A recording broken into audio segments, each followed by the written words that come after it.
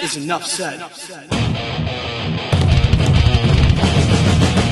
What up, Heat Nation? Your boy Ernest here, back with another Miami Heat Talk video, giving y'all a second video of the day because you know I love spoiling you. Now let's go on another Miami Heat Talk adventure. Don't forget to like, share, and subscribe.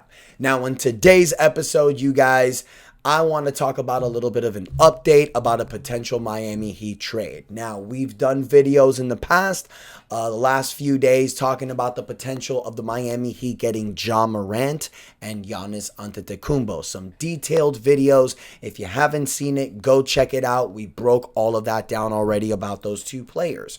But ever since then, you guys, some more developing news has come out. And like I told you guys, whenever there's new info that comes out, I always want to update you. I understand that some of this can get redundant a little bit, but sometimes I do videos, more reports come out, and I want to talk about it. I love talking with you guys about Heat news in the comments. I love talking Miami Heat basketball. You guys keep me positive. You guys keep me going. Your questions are amazing, and we're just having fun in the comments. So, as I mentioned, the Miami Heat there were reports that the Miami Heat have had internal discussions about certain players like Ja Morant and Giannis Antetokounmpo. Ethan Skolnick from the 5 Reasons Sports, a guy that has close ties with the Miami Heat, reported yesterday that the Miami Heat have had internal discussions about 3 players. Ja Morant, like we've talked about before, Giannis Antetokounmpo, and Kawhi Leonard. And we've never talked about Kawhi Leonard. We've never done an episode on Kawhi Leonard. Now, guys, you know how I feel about Ja Morant and Giannis from the videos I've posted before, but just a quick update. Both of these guys are having situations with their team. Ja Morant was suspended a few weeks ago because of contract detrimental to the team. Sound familiar? Heat fans know all about that with Jimmy Butler last year. Ja Morant all of a sudden gets a calf strain, so he's not playing with the team. Interesting. Giannis Antetokounmpo, a few days ago, reports come out.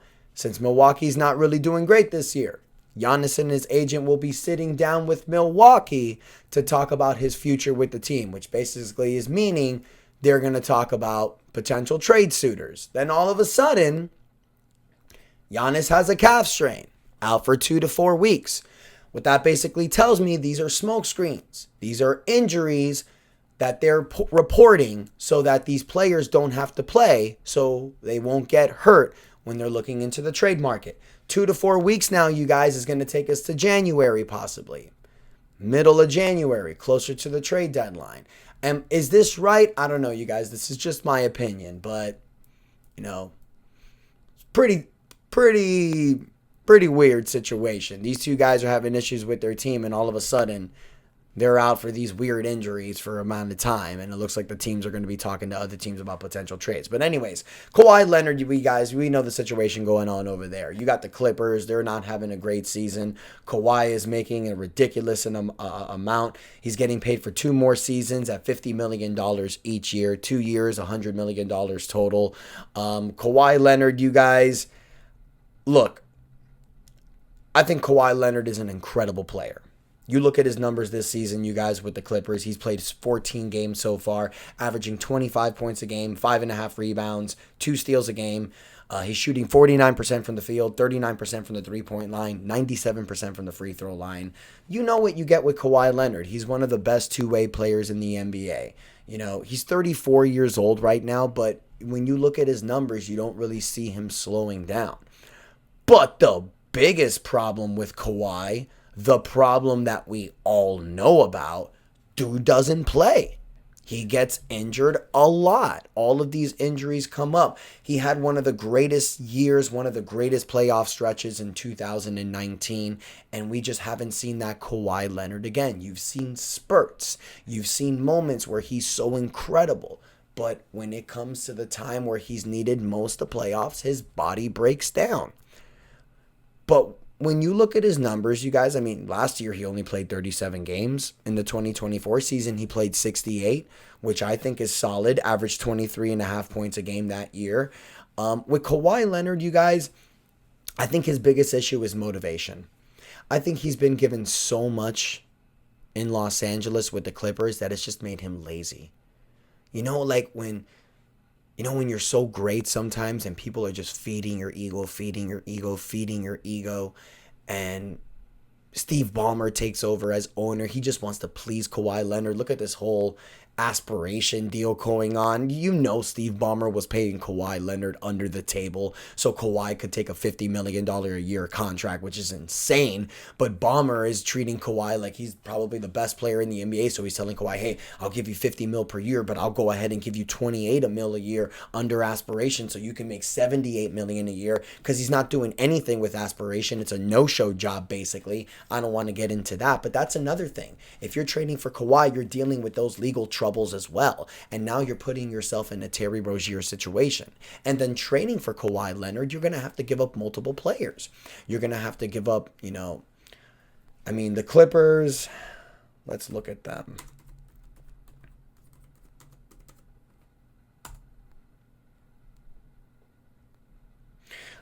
The Clippers right now, they're a first apron team. They're right under the second apron, about $7 million under the second apron. So, the Heat they could finagle a trade where it's Tyler Hero, Simone Fontecchio, maybe throw in Nikola Jovic, and then you can get Kawhi Leonard. But do you really want to give all of that for Kawhi Leonard?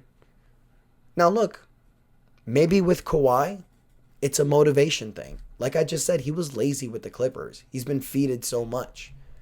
Kawhi needs structure. Look how amazing he did in San Antonio. When he won in Toronto, you guys, I think that was just a middle finger to San Antonio on how they treated him with his injury and how he was just dealt to Toronto. He was sent to a team he didn't want to go there. He had fire lit under his ass wanting to win and prove Popovich wrong. He did that. Clippers signed him and they're treating him like royalty. Oh, play whenever you want, do whatever you want. Don't worry. We're here for you, all that stuff. And he got complacent a little bit. Maybe he needs the right culture. Maybe he needs the right coach. Maybe he needs the right leadership.